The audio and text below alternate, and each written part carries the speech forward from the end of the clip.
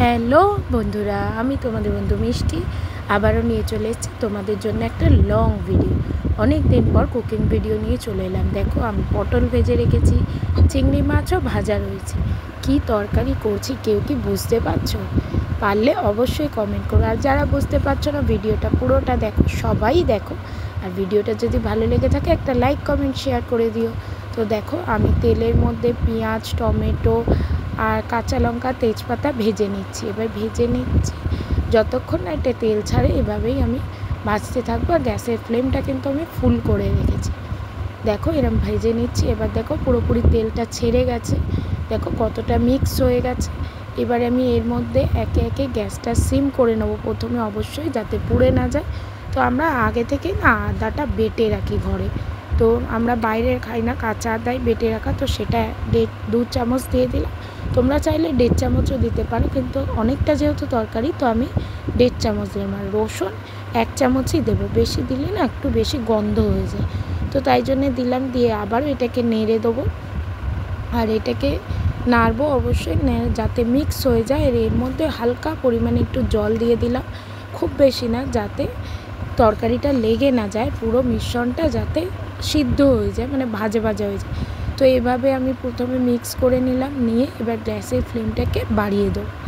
বাড়িয়ে দেওয়ার পর দেখছি যে কিছুক্ষণ পরে এটা পুরোপুরি মিক্স হয়ে গেছে, জলটাও কমে গেছে। এবার আমি কমিয়ে দিয়ে এর মধ্যে একে একে মশলা অ্যাড করবো। হলুদ 1 চামচ, 1 টেবিল স্পুন হলুদ, 1 টেবিল স্পুন লঙ্কার গুঁড়ো, ধনে গুঁড়ো, জিরে গুঁড়ো, আর হালকা করে গরম মশলা দেবো, খুব বেশি দেবো না, যাতে গরম মশলার ফ্লেভারটা না হয়, চিংড়ির ফ্লেভারটা ওঠে।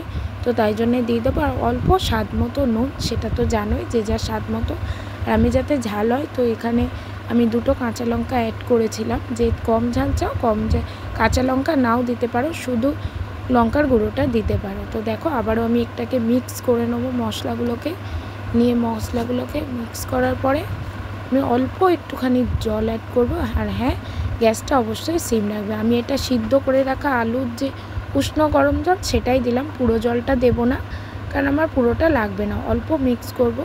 তো মিক্স করে নিলাম, নিয়ে এবার যখন এটা একটু ফুট ধরবে তখন দেখো, এবার আমি অল্প বাড়িয়ে দিয়েছি, হালকা যখন ফুট ধরছে তখন ওটাকে আবার একটু নাড়িয়ে নিলাম, যাতে একটু মিক্স হয়ে যায়, মশলাগুলো কাঁচা কাঁচা না থাকে।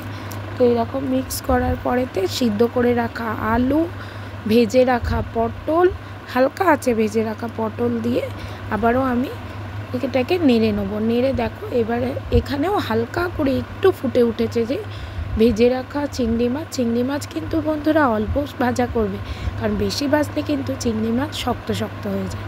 তো দেখো, এইরকমভাবে আমি কিন্তু পটল চিংড়ি রান্না করছি আজকের রেসিপি। তো দেখো, এই যে হয়ে এসছে, ফুট ধরেছে, দেখো কত সুন্দর কালার এসছে, কালারটা দেখেই কিন্তু পেট ভরে যাবে। কি তাই তো বন্ধুরা? ভিডিওটা কেমন লাগলো? যদি ভালো লেগে থাকে একটা লাইক কমেন্ট শেয়ার করে দিও, যাতে নতুন বন্ধুদের মধ্যে আমার ভিডিও ছড়িয়ে যায়।